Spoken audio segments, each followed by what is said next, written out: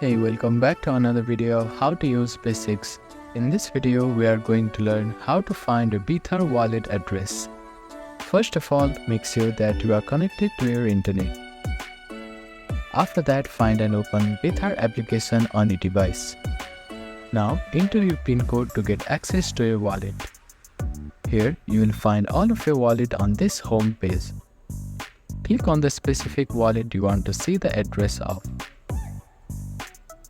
Now, at the top left corner of the screen, you can see your address wallet. Tap on it to copy your address of that wallet. You can also get the QR code for this specific wallet.